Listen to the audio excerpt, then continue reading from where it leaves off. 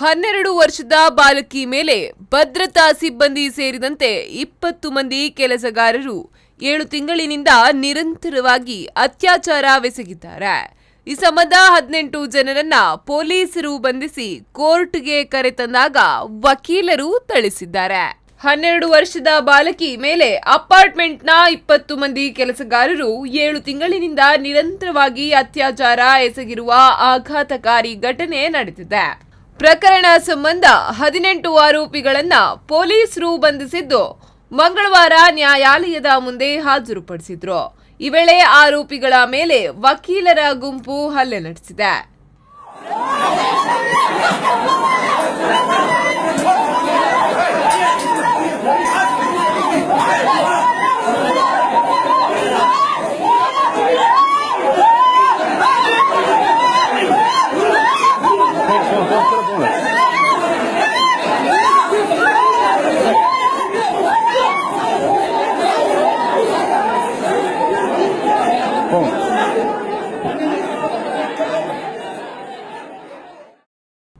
ಪ್ರಕರಣದ ಹಿನ್ನೆಲೆ: ನಗರದ ವಸತಿ ಸಂಕೀರ್ಣದಲ್ಲಿ ಬಾಲಕಿ ಕುಟುಂಬ ವಾಸವಿತ್ತು.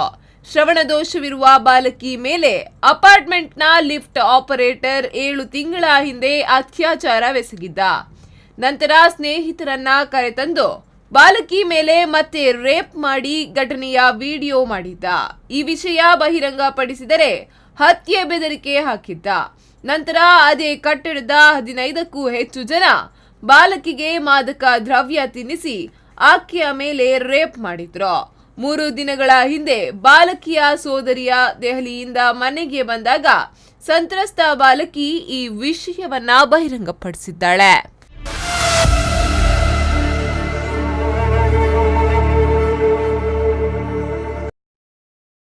ಮೊಬೈಲ್ ಚೋರನೊಬ್ಬನ ಕರಾಮತ್ತು ಸಿಸಿ ಕ್ಯಾಮೆರಾದಲ್ಲಿ ದಾಖಲಾಗಿದೆ. ಉಡುಪಿ ಜಿಲ್ಲೆಯ ಸರ್ವಿಸ್ ಬಸ್ ನಿಲ್ದಾಣದ ಸಮೀಪದಲ್ಲಿರುವ ಶ್ರೀ ಪೂರ್ಣ ಎಲೆಕ್ಟ್ರಾನಿಕ್ಸ್ ಮಳಿಗೆಯಲ್ಲಿ ಸೋಮವಾರ ರಾತ್ರಿ ಈ ಕಳ್ಳತನ ನಡೆದಿದೆ. 2 ಗ್ರಾಹಕರು ಈ ಮಳಿಗೆಯಲ್ಲಿ ಮೊಬೈಲ್ ಖರೀದಿಗೆ ಅಂತ ಬಂದಿದ್ರು. ಮಾಲಕ ಅವರ ಜೊತೆಯಲ್ಲಿ ಮಾತುಕತೆಯಲ್ಲಿ ಬ್ಯುಸಿಯಾಗಿದ್ದಾಗ ಏಕಾಏಕಿ ಹೊರಗಿನಿಂದ ಬಂದ ಆಗಂತುಕನೊಬ್ಬ ಮೊಬೈಲ್ ಎಗರಿಸಿ ಪರಾರಿಯಾಗಿದ್ದಾನೆ. ಮೊಬೈಲ್ನಲ್ಲಿ ಮಾತನಾಡುವಂತೆ ನಾಟಕವಾಡುತ್ತಾ ಬಂದು ಕೈ ಚಳಕವನ್ನ ತೋರಿಸಿದ್ದಾನೆ. ಇನ್ನು ಈತ ನೀಲಿ ಟಿ ಶರ್ಟ್ ಧರಿಸಿದ್ದ ಈ ಯುವಕನ ಚಲಾಕಿತನವನ್ನ ಸಿಸಿ ಕ್ಯಾಮೆರಾದಲ್ಲಿ ದಾಖಲಾಗಿದೆ. ಸುಮಾರು 19,000 ಮೌಲ್ಯದ ದುಬಾರಿ ಮೊಬೈಲ್ ಕಳ್ಳತನವಾಗಿದ್ದು ಸದ್ಯ ನಗರದ ಠಾಣೆಗೆ ಮಾಹಿತಿಯನ್ನ ನೀಡಿದ್ದಾರೆ.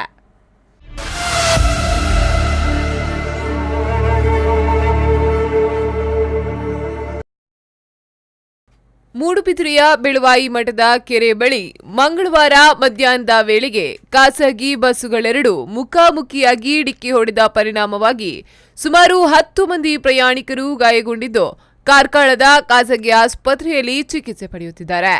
ಮೂಡುಬಿದಿರೆ ಕಾರ್ಕಳ ರಾಷ್ಟ್ರೀಯ ಹೆದ್ದಾರಿಯ ಬೆಳುವಾಯಿ ಎಂಬಲ್ಲಿ ಘಟನೆ ನಡೆದಿದ್ದು, ಮೂಡುಬಿದಿರೆಯಿಂದ ಕಾರ್ಕಳಕ್ಕೆ ತೆರಳುತ್ತಿದ್ದ ಬಸ್ ಹಾಗೂ ಕಾರ್ಕಳದಿಂದ ಮೂಡುಬಿದಿರೆಗೆ ಬರುತ್ತಿದ್ದ ಬಸ್ ಬೆಳುವಾಯಿ ಸಮೀಪದ ಮಠದ ಕೆರೆ ಎಂಬ ರಸ್ತೆಯಲ್ಲಿ ಮುಖಾಮುಖಿಯಾಗಿ ಡಿಕ್ಕಿ ಹೊಡೆದು ಅಪಘಾತ ಸಂಭವಿಸಿದೆ. ಅಪಘಾತದ ವೇಳೆ ಬಸ್ಸಿನ ಎದುರು ಸೀಟಿನ ರಾಡ್ ತಗಲಿ ಕೆಲವರ ಮುಖ ತುಟಿಗಳಿಗೆ ಗಾಯವಾದರೆ ಮತ್ತೆ ಕೆಲವರ ಹಲ್ಲುಗಳು ತುಂಡಾಗಿದೆ. ಘಟನೆಯಲ್ಲಿ ಸುಮಾರು 10 ಪ್ರಯಾಣಿಕರು ಹಾಗೂ 2 ಬಸ್ಸಿನ ಚಾಲಕರು ಗಾಯಗೊಂಡಿದ್ದು ಕಾರ್ಕಳದ 2 ಪ್ರತ್ಯೇಕ ಖಾಸಗಿ ಆಸ್ಪತ್ರೆಯಲ್ಲಿ ಚಿಕಿತ್ಸೆ ಪಡೆಯುತ್ತಿದ್ದಾರೆ. 2 ಬಸ್ಗಳ ಮುಂಭಾಗದ ಗಾಜು ಪುಡಿಯಾಗಿದ್ದು ಇತರ ಭಾಗಗಳಿಗೂ ಹಾನಿಯಾಗಿದೆ. ಮೂಡುಬಿದಿರೆ ಪೊಲೀಸರು ಪ್ರಕರಣವನ್ನ ದಾಖಲಿಸಿಕೊಂಡಿದ್ದಾರೆ.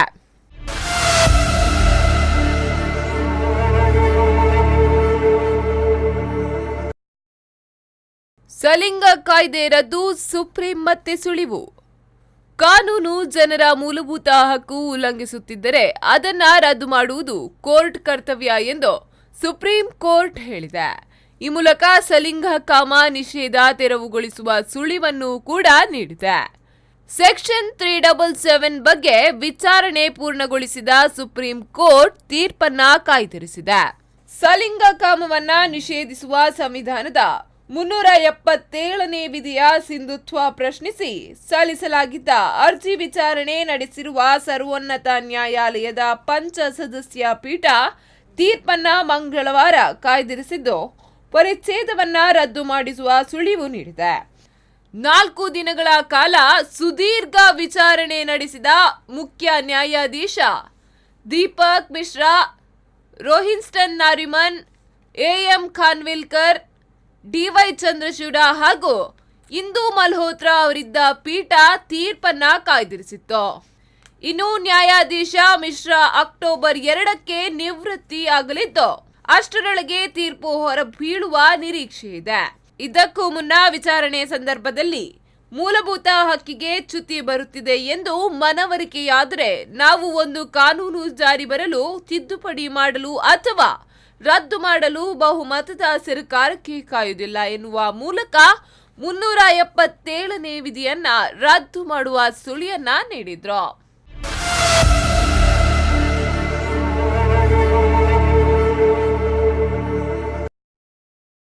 ಭಾಸ್ಕರ್ ಶೆಟ್ಟಿ ಕೊಲೆ ಮುಂದುವರಿದ ವಿಚಾರಣೆ. ಉದ್ಯಮಿ ಭಾಸ್ಕರ್ ಶೆಟ್ಟಿ ಅವರ ಕೊಲೆ ಪ್ರಕರಣಕ್ಕೆ ಸಂಬಂಧಿಸಿದ ವಿಚಾರಣೆ ಉಡುಪಿಯ ಪ್ರಧಾನ ಜಿಲ್ಲಾ ಮತ್ತು ಸತ್ರ ನ್ಯಾಯಾಲಯದಲ್ಲಿ ಜುಲೈ 17ರಂದು ಕೂಡ ನಡೆಯಿತು. ಆರೋಪಿಗಳಾದ ಭಾಸ್ಕರ್ ಶೆಟ್ಟಿ ಪತ್ನಿ ರಾಜೇಶ್ವರಿ ಶೆಟ್ಟಿ, ಪುತ್ರ ನವನೀತ್ ಶೆಟ್ಟಿ, ನಿರಂಜನ್ ಭಟ್ ಹಾಜರಿದ್ರು. ಪ್ರಕರಣದ ಮೊದಲ ತನಿಖಾಧಿಕಾರಿ ಗಿರೀಶ್ ಮತ್ತು ಭಾಸ್ಕರ್ ಶೆಟ್ಟಿ ಅವರ ತಾಯಿ ಗುಲಾಬಿ ಶೆಟ್ಟಿ ಅವರನ್ನ ಆರೋಪಿಗಳ ಪರ ನ್ಯಾಯವಾದಿಗಳಾದ ನಾರಾಯಣ್ ಪೂಜಾರಿ, ಅರುಣ್ ಬಂಗೇರ ಮತ್ತು ವಿಕ್ರಮ್ ಹೆಗ್ಡೆ ಅವರು ಪಾರ್ಟಿ ಸವಾಲಿಗೆ ಒಳಪಡಿಸಿದ್ರು. ಬೆಳಗ್ಗಿನಿಂದ ಮಧ್ಯಾಹ್ನದವರೆಗೆ ಗಿರೀಶ್ ಹಾಗೂ ಅನಂತರ ಸಂಜೆವರೆಗೆ ಗುಲಾಬಿ ಶೆಟ್ಟಿ ಅವರನ್ನ ಪಾರ್ಟಿ ಸವಾಲಿಗೆ ಒಳಪಡಿಸಲಾಯಿತು. ಜುಲೈ 18ರಂದು ಇತರ ಸಾಕ್ಷಿಗಳ ವಿಚಾರಣೆ ನಡೆಯಲಿದೆ. ವಿಶೇಷ ಸರ್ಕಾರಿ ಅಭಿಯೋಜಕ ಶಾಂತಾರಾಮ್ ಶೆಟ್ಟಿ ಕೂಡ ಈ ಸಂದರ್ಭದಲ್ಲಿ ಉಪಸ್ಥಿತರಿದ್ದರು.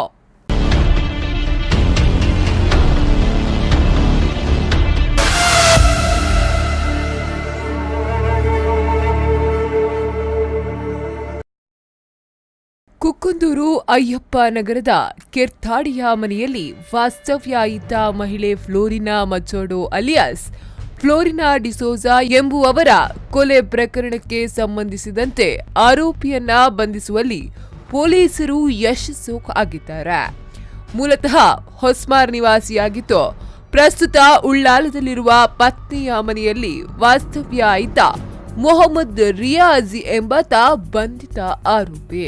ಜುಲೈ 8ರಂದು ಈ ಕೃತ್ಯ ಎಸಗಿ ರಾಜಸ್ಥಾನದ ಅಜ್ಮೀರ್ ದರ್ಗಾ ದರ್ಶನಗೈದು ಹಿಂದಿರುಗುತ್ತಿದ್ದ ಸಂದರ್ಭದಲ್ಲಿ ಖಚಿತ ಮಾಹಿತಿ ಪಡೆದ ಕಾರ್ಕಳ ವೃತ್ತ ನಿರೀಕ್ಷಕ ಜಾಯ್ ಅಂತೋನಿ ನೇತೃತ್ವದ ಪೊಲೀಸರ ತಂಡವು ಮುಂಬೈಯಲ್ಲಿ ಬಂಧಿಸಿ ಕಾರ್ಕಳಕ್ಕೆ ಕರೆದುಕೊಂಡು ತಂದಿದ್ದಾರೆ. ಯುಎಇಯಲ್ಲಿ ಕೇಬಲ್ ವ್ಯವಹಾರ ನಡೆಸುತ್ತಿದ್ದ ಮೊಹಮ್ಮದ್ ರಿಯಾಜ್ ಕಳೆದ ಕೆಲ ವರ್ಷಗಳ ಹಿಂದೆ ಊರಿಗೆ ಹಿಂದಿರುಗಿದ. ಆ ಸಂದರ್ಭದಲ್ಲಿ ಫ್ಲೋರಿನಾ ಮುಚಾಡೋ ಅಲಿಯಾಸ್ ಫ್ಲೋರಿನಾ ಡಿಸೋಜಾ ಫೇಸ್ಬುಕ್ ಮುಖಾಂತರ ಪರಿಚಯವಾಗಿತ್ತು. ಪತಿಯಿಂದ ದೂರ ಉಳಿದಿದ್ದ ಫ್ಲೋರಿನಾ ಮುಚಾಡೋಳ ಸಂಪೂರ್ಣ ಜಾತಕ ಪಡೆದುಕೊಂಡಿದ್ದ ಮೊಹಮ್ಮದ್ ರಿಯಾಜ್ ಆಕೆಗೆ ಸಕಲ ರೀತಿಯಲ್ಲಿ ನೆರವು ನೀಡುವ ಮೂಲಕ ಮನ ಗೆಲ್ಲುವಲ್ಲಿ ಸಫಲನಾದ್ನು. ಈ ಎಲ್ಲಾ ಬೆಳವಣಿಗೆಯ ನಡುವೆ ಮೊಹಮ್ಮದ್ ರಿಯಾಜ್ ತನ್ನಲ್ಲಿದ್ದ ಹಾಗೂ ಚೀಟ್ ಫಂಡ್ನಿಂದ ಪಡೆದುಕೊಂಡ ಒಟ್ಟು 13 ಲಕ್ಷ ನಗದನ್ನ ಫ್ಲೋರಿನಾಳಿಗೆ ಒಪ್ಪಿಸಿದನೆಂಬ ಮಾಹಿತಿ ಇದೀಗ ಬೆಳಕಿಗೆ ಬಂದಿದೆ. ಅದೇ ನಗದು ಮುಂದಿಟ್ಟು ಫ್ಲೋರಿನಾ ತನ್ನ ಬಡ್ಡಿ ವ್ಯಾಪಾರವನ್ನ ವಿಸ್ತರಿಸಿ ಜೀವ ಕಳೆದುಕೊಳ್ಬೇಕಾಯಿತು. ನೀಡಿರುವ ಸಾಲ ಹಿಂದಕ್ಕೆ ಸಿಗದೆ ಕಂಗಲಾದ ಫ್ಲೋರಿನಾ ವಾಟ್ಸ್ಆಪ್ ಗ್ರೂಪಿನ ಮೂಲಕ ಸದಸ್ಯರೆಲ್ಲರತ್ರನೂ ತಮ್ಮ ನೋವನ್ನ ಹಂಚಿಕೊಂಡಳೆಂಬ ಮಾಹಿತಿ ತಿಳಿದು ಬಂದಿದೆ.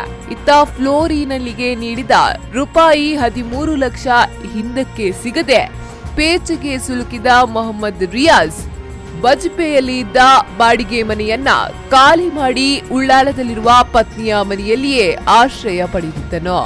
ನೀಡಿದ ಸಾಲವನ್ನ ಹಿಂತಿರುಗಿಸುವಂತೆ ಫ್ಲೋರಿನನ್ನ ಸತಾಯಿಸತೊಡಗಿದ್ರು.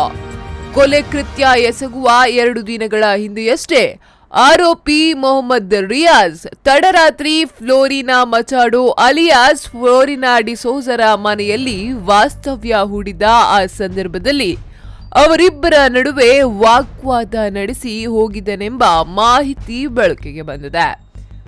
ಅದರ ಸುಳುವಿನ ಮೇರೆಗೆ ಪೊಲೀಸರು ತಮ್ಮ ಕಾರ್ಯಾಚರಣೆಯನ್ನ ವಿಸ್ತರಿಸಿದ್ರು.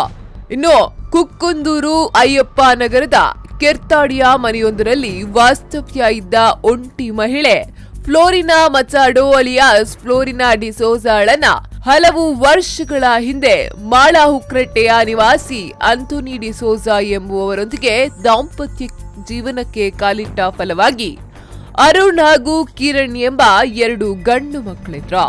ಕಳೆದ 8 ವರ್ಷಗಳ ಹಿಂದೆ ಫ್ಲೋರಿನಾ ಮಚಾಡೋ ಅಲಿಯಾಸ್ ಫ್ಲೋರಿನಾ ಡಿಸೋಜಾ ಇಸ್ರೇಲ್ ದೇಶದಲ್ಲಿ ಶ್ರೀಮಂತ ಮನೆಯೊಂದರಲ್ಲಿ ಕೆಲಸ ಮಾಡಿಕೊಂಡು ಆರ್ಥಿಕ ಸಬಲತೆಯೊಂದಿಗೆ ಊರ ಕಡೆಗೆ ಮುಖ ಮಾಡಿದ್ಲು. ದಿನ ಕಳೆಯುತ್ತಿದ್ದಂತೆ ದಾಂಪತ್ಯ ವಿರಸ ಹೆಚ್ಚಾಗಿ ಪೊಲೀಸ್ ಠಾಣೆ ಮೆಟ್ಟಿಲೇರಿದ ಪರಿಣಾಮವಾಗಿ ಸತಿ ಪತಿ ಪ್ರತ್ಯೇಕವಾಗಿ ಸಂಸಾರ ನಡೆಸುತ್ತಿದ್ದಾರೆ. ಈ ನಡುವೆ ಫ್ಲೋರಿನಾ ನಗರದಲ್ಲಿ ಜಿಮ್ ತರಬೇತಿ ಕೇಂದ್ರವನ್ನ ಆರಂಭಿಸಿ ಬಡ್ಡಿ ವ್ಯಾಪಾರವನ್ನು ಕೂಡ ನಡೆಸುತ್ತಿದ್ದು. ಪ್ರತಿ ರವಿವಾರದಂದು ಪ್ರಾರ್ಥನೆಗೈದು ಫ್ಲೋರಿನಾ ಚರ್ಚ್ಗೆ ತೆರಳುವ ವಾಡಿಕೆ ಮಾಡಿದ್ಲು. ರವಿವಾರ ಬೆಳಿಗ್ಗೆ ಸಂಬಂಧಿಕರು ಮನೆಗೆ ಬಂದಾಗ ಆಕೆಯ ಮನೆಯ ಚಿಲಕ ಹಾಕಿಕೊಂಡಿತ್ತು. ಚರ್ಚ್ಗೂ ಬಾರದೆ ಇದ್ದುದನ್ನ ಗಮನಿಸಿ ಸಂಬಂಧಿಕರು ಮತ್ತೆ ಅವರ ಮನೆಯ ಕಡೆಗೆ ಬಂದಾಗ ಮನೆಯ ಬಾಗಿಲು ತೆರೆದುಕೊಂಡಿತ್ತು. ಅವರು ಉಪಯೋಗಿಸುತ್ತಿದ್ದ ದ್ವಿಚಕ್ರ ವಾಹನವೂ ಅಲ್ಲಿರಲಿಲ್ಲ. ಮನೆಯೊಳಗೆ ಹೆಣವಾಗಿ ಫ್ಲೋರಿನಾ ಮಲಗಿದ್ಲು.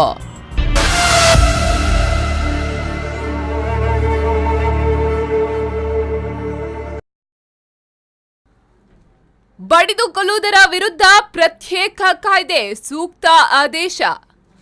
ಮಕ್ಕಳ ಕಳ್ಳರು ಎಂದು ಅಮಾಯಕರನ್ನ ಶಂಕಿಸಿ ಹತ್ಯೆಗೈಯುವ ಪ್ರಕರಣಗಳು ದೇಶದಾದ್ಯಂತ ಸುಮಾರು 2 ತಿಂಗಳಿನಿಂದ ಅವ್ಯಾಹತವಾಗಿ ನಡೆಯುತ್ತಿದೆ. ಮಕ್ಕಳ ಕಳ್ಳರು ಬರುತ್ತಿದ್ದಾರೆಂಬ ವದಂತಿ ಹಬ್ಬಿಸಿದ ವಾಟ್ಸ್ಆಪ್ ವಿಡಿಯೋ ಪಾಕಿಸ್ತಾನದ್ದು ಎಂಬುದು ಬೆಳಕಿಗೆ ಬಂದ ಮೇಲೂ ಜನರು ಈ ಸುಳ್ಳು ಸುದ್ದಿಯನ್ನ ನಂಬಿ ಕಾನೂನು ಕೈಗೆತ್ತಿಕೊಳ್ತಿದ್ದಾರೆ. ಬೆಂಗಳೂರು ಹಾಗೂ ಬೀದರ್ನಲ್ಲಿ ಈ ಶಂಕೆಯ ಮೇಲೆ 2 ಅಮಾಯಕರನ್ನ ಸಾರ್ವಜನಿಕರೇ ಹೊಡೆದು ಕೊಂದಿದ್ದಾರೆ. ದೇಶದಾದ್ಯಂತ ಇಂತಹ 100 ಪ್ರಕರಣಗಳು ನಡೆದಿವೆ. ಅವುಗಳಲ್ಲಿ 30ಕ್ಕೂ ಹೆಚ್ಚು ಮಂದಿ ಅಮಾಯಕರು ಪ್ರಾಣ ಕಳೆದುಕೊಂಡಿದ್ದಾರೆ. ಇದೇ ವೇಳೆ ಕಳೆದ 2-3 ವರ್ಷಗಳಿಂದ ಗೋರಕ್ಷಣೆಯ ಹೆಸರಿನಲ್ಲಿ ಕೆಲ ಗುಂಪುಗಳು ಕಾನೂನು ಕೈಗೆತ್ತಿಕೊಳ್ಳುವ ಘಟನೆಗಳು ನಡೆಯುತ್ತಿವೆ. ಇವುಗಳನ್ನ ಗಂಭೀರವಾಗಿ ಪರಿಗಣಿಸಿರುವ ಸುಪ್ರೀಂ ಕೋರ್ಟ್ ಕೆಲ ದಿನಗಳಿಂದ ಕೇಂದ್ರ ಹಾಗೂ ರಾಜ್ಯ ಸರ್ಕಾರಗಳಿಗೆ ಇಂತಹ ಘಟನೆಗಳನ್ನ ಹೇಗೆ ತಡೆಯಬೇಕು ಎಂಬ ಬಗ್ಗೆ ಮಾರ್ಗದರ್ಶಿ ರೂಪದ ನಿರ್ದೇಶನಗಳನ್ನ ನೀಡುತ್ತಾ ಬಂದಿದ್ದು, ಅದನ್ನ ಸರ್ಕಾರಗಳು ಸರಿಯಾಗಿ ಪಾಲಿಸಿದ ಹಿನ್ನೆಲೆಯಲ್ಲಿ ಇದೀಗ ಈ ಮಾದರಿಯ ಬಡಿದು ಕೊಲ್ಲುವ ಘಟನೆಗಳಲ್ಲಿ ಭಾಗಿಯಾಗುವವರನ್ನ ದಂಡಿಸಲು ಪ್ರತ್ಯೇಕ ಕಾಯ್ದೆ ತರಬೇಕು ಎಂದು ಕೇಂದ್ರ ಸರ್ಕಾರಕ್ಕೆ ಸೂಚಿಸಿದೆ. ಇದೊಂದು ಸೂಕ್ತವಾದ ಆದೇಶವಾಗಿದ್ದು, ಕೇಂದ್ರ ಹಾಗೂ ರಾಜ್ಯ ಸರ್ಕಾರಗಳೆರಡೂ ಇದನ್ನ ಗಂಭೀರವಾಗಿ ತೆಗೆದುಕೊಂಡು ಕಾಯ್ದೆ ರೂಪಿಸುವತ್ತ ತ್ವರಿತವಾಗಿ ಕ್ರಮ ಕೈಗೊಳ್ಳಬೇಕಾಗಿದೆ. ಬುಧವಾರದಿಂದ ಸಂಸತ್ತಿನ ಅಧಿವೇಶನ ಕೂಡ ಶುರುವಾಗ್ತಿದೆ. ಅದರಲ್ಲಿ ಈ ಕುರಿತು ಚರ್ಚೆ ನಡೆದು ತ್ವರಿತವಾಗಿ ಕರಡು ಮಸೂದೆ ರೂಪಿಸಿ ಅಂತಿಮ ರೂಪ ನೀಡುವ ಕೆಲಸವನ್ನ ರಾಜ್ಯಗಳ ಸಹಕಾರದೊಂದಿಗೆ ಕೇಂದ್ರ ಸರ್ಕಾರ ಮಾಡಿದ್ರೆ ಮಾತ್ರ ಈ ಮಾದರಿಯ ವಿವೇಚನಾರಹಿತ ಹಿಂಸಾ ಕೃತ್ಯಗಳಲ್ಲಿ ಪಾಲ್ಗೊಳ್ಳುವ ಜನರನ್ನ ಕಾನೂನುಬದ್ಧವಾಗಿ ನಿಯಂತ್ರಿಸಲು ಸಾಧ್ಯ. ಏಕೆಂದರೆ ಮಕ್ಕಳ ಕಳ್ಳರು ಎಂದು ಅಮಾಯಕರನ್ನ ಬಡಿದು ಕೊಲ್ಲುವ ಹಾಗೂ ಗೋರಕ್ಷಣೆಯ ಹೆಸರಿನಲ್ಲಿ ಕಾನೂನು ಕೈಗೆತ್ತಿಕೊಳ್ಳುವಂತಹ ಗುಂಪು ಹಲ್ಲೆಯ ಕೃತ್ಯಗಳು ನಾಗರಿಕ ಸಮಾಜಕ್ಕೆ ಕಪ್ಪು ಚುಕ್ಕೆ ಇದ್ದಂತೆ. ಯಾವುದಾದರೂ ಶಂಕೆಯ ಮೇಲೆ ಒಬ್ಬ ಅಥವಾ ಕೆಲ ವ್ಯಕ್ತಿಗಳನ್ನ ಜನರ ಗುಂಪು ಬಡಿದು ಕೊಲ್ಲುವುದನ್ನ ಲೀಚಿಂಗ್ ಎನ್ನುತ್ತಾರೆ. ಇದೊಂದು ರೀತಿಯ ಗುಂಪು ಹಿಂಸಾಚಾರ. ಗುಂಪಿನಲ್ಲಿ ನಡೆಯುವ ಹಿಂಸಾಚಾರ ಪ್ರಕರಣಗಳಲ್ಲಿ ತಪ್ಪಿತಸ್ಥರನ್ನ ಪತ್ತೆ ಹಚ್ಚುವುದು ಪೊಲೀಸರಿಗೆ ಕಷ್ಟ. ಹಾಗಾಗಿ ಈ ಮಾದರಿಯ ಹೆಚ್ಚಿನ ಘಟನೆಗಳಲ್ಲಿ ಯಾರಿಗೂ ಶಿಕ್ಷೆ ಆಗುವುದಿಲ್ಲ. ಇನ್ನು ಲೀಚಿಂಗ್ ಎಂಬ ಪದವೇ ಭಾರತೀಯ ದಂಡ ಸಂಹಿತೆಯಲ್ಲಿ ಇಲ್ಲ. ಆದ್ದರಿಂದ ಈ ಮಾದರಿಯ ಕೃತ್ಯಗಳು ಘಟಿಸಿದಾಗ ಪೊಲೀಸರು ಐಪಿಸಿ ಸೆಕ್ಷನ್ 302 ಅಡಿ ಕೊಲೆ ಪ್ರಕರಣವನ್ನ ದಾಖಲಿಸುತ್ತಾರೆ. ಅದರಡಿ ಗುಂಪು ಹಿಂಸಾಚಾರದಂತಹ ಪ್ರಕರಣಗಳಲ್ಲಿ ತಪ್ಪಿತಸ್ಥರನ್ನ ಪತ್ತೆ ಹಚ್ಚುವುದು ದುಸ್ಸಾಧ್ಯ. ಜನರಿಗೂ ಗುಂಪು ಹಿಂಸಾಚಾರ ನಡೆಸಿದರೆ ನಾವು ಸಿಕ್ಕಿ ಬೀಳುವುದಿಲ್ಲ ಎಂಬುದು ತಿಳಿದಿದೆ. ಹೀಗಾಗಿ ಕಾನೂನು ಕೈಗೆತ್ತಿಕೊಳ್ಳುವ ಗುಂಪುಗಳಿಗೆ ಕಡಿವಾಣವೇ ಇಲ್ಲದಂತಾಗಿದೆ. ಇದೇ ಕಾರಣಕ್ಕೆ ಸುಪ್ರೀಂ ಕೋರ್ಟ್ ಪ್ರತ್ಯೇಕ ಕಾಯ್ದೆ ರೂಪಿಸಲು ಸೂಚಿಸಿರುವುದು. ಕಾನೂನು ಮತ್ತು ಸುವ್ಯವಸ್ಥೆ ರಾಜ್ಯಗಳ ಜವಾಬ್ದಾರಿ. ಹೀಗಾಗಿ ಗುಂಪು ಹಿಂಸಾಚಾರದ ವಿರುದ್ಧ ದಾಖಲಾಗಿದ್ದ ಪ್ರಕರಣಗಳಲ್ಲಿ ಇಲ್ಲಿಯವರೆಗೂ ರಾಜ್ಯಗಳಿಗೆ ಹಲವಾರು ನಿರ್ದೇಶನಗಳನ್ನ ಕೋರ್ಟ್ ನೀಡುತ್ತಾ ಬಂದಿತ್ತು. ಆದ್ರೆ ಅವುಗಳ ಪಾಲನೆ ಸರಿಯಾಗಿ ಆಗಿಲ್ಲದೆ ಇರುವುದರಿಂದ ಈಗ ಈ ಕಾಯ್ದೆ ರೂಪಿಸಲು ಸಂಸತ್ತಿಗೆ ನಿರ್ದೇಶನ ಮಾಡಿದೆ. ಇದರ ಜೊತೆಗೆ ಸಾಮಾಜಿಕ ಜಾಲತಾಣಗಳಲ್ಲಿ ವದಂತಿ ಹರಡುವುದಕ್ಕೂ ಕಡಿವಾಣ ಹಾಕುವ ಮಾರ್ಗವನ್ನ ಸರ್ಕಾರ ಕಂಡುಕೊಳ್ಳುವ ಅಗತ್ಯವಿದೆ. ಏಕೆಂದ್ರೆ ಈ ವದಂತಿಗಳು ಜನರಲ್ಲಿ ಭಯವನ್ನ ಹುಟ್ಟಿಸಿ ಹಿಂಸೆಗೆ ಪ್ರಚೋದಿಸುತ್ತದೆ. ಆದ್ರಿಂದ ಗುಂಪು ಹಿಂಸಾಚಾರವನ್ನ ತಡೆಯಲು ಸಮಗ್ರ ಪ್ರಯತ್ನದ ಅಗತ್ಯವಿದೆ. ಒಮ್ಮೆ ಈ ಕಾಯ್ದೆ ಬಂದರೆ ಬಂದ್ ಹಾಗೂ ಪ್ರತಿಭಟನೆಗಳ ವೇಳೆ ನಡೆಯುವ ಹಿಂಸಾಚಾರವನ್ನು ತನಿಖೆ ನಡೆಸುವುದು ಪೊಲೀಸರಿಗೆ ಸುಲಭವಾಗುತ್ತದೆ.